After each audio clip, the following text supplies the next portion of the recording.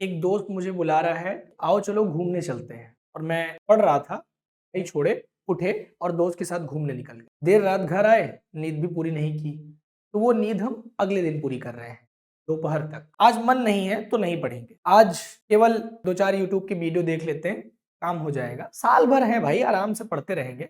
यही वो आलस्य की आदतें हैं जो आपको असफल बना देती। ध्यान रखिए कि अगर आपके पास एक पक्का ब्लूप्रिंट नहीं है, एक गजब का पोर्टफोलियो नहीं है, एक निर्धारित पाठ्यक्रम को पूरा करने के लिए निर्धारित समय सीमा नहीं है, तो आप एक संतुलित व्यक्ति नहीं हैं। और असंतुलन ही आपकी असफलता का सबसे बड़ा कारण है। ध्यान रखिए, आपको संतुलित होना पड़ेगा। आपको ये तय करना पड़ेगा कि यूपीपीएससी के द्वारा दिए गए पाठ्यक्रम को कंप्लीट करने में, उसकी अंडरस्टैंडिंग को बेटर करने में, उसके एमसीक्यूज को सॉल्व करने में, एक बैच को समाप्त करने में, बैकलॉग को क्लियर करने में मुझे कितना टाइम देना चाहिए और कितने टाइम में मैं रिकवरी कर लूंगा। और ये प्रत्येक मस्तिष्क के लिए अलग अलग हो सकता है। किसी बच्चे का माइंडसेट ज्यादा तेज है, वो जल्दी चीजों को कवर करता है, जल्दी चीजों को अंडरस्टूड करता है, तो उसको कम टाइम लगेगा।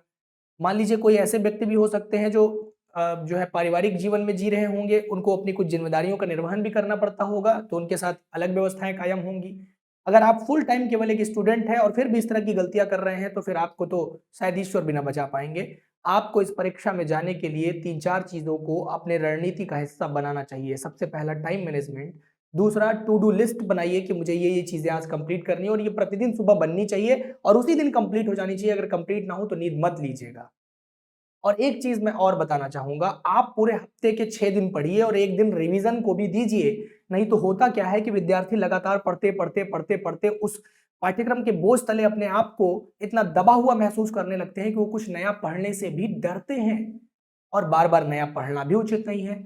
हर चैप्टर के लिए, हर सब्जेक्ट के लिए एक जो निर्धारित बुक आपने तय किया है, जो एक मानक पुस्तक आपने तय की है कि मुझे पॉलिटी एम लक्ष्मीकांत से कब पढ़नी है, एनसीईआरटी कवर करना है ज्योग्राफी के लिए 6 to 12 तक की, तो ये जब आपने तय कर लिया तो एक बार में 2 बड़े विषयों को उठा लीजिए और उसको पढ़िए। रोज का रोज पीवाईक्यू लगाइए, टाइम मैनेजमेंट सेट करिए, टू डू लिस्ट रोज का रोज बनाइए। एक बार में 1 महीने की टू डू लिस्ट नहीं बनाई जा सकती, यानी मुझे क्या करना है ये आज मैंने सुबह उठ करके तय कर लिया।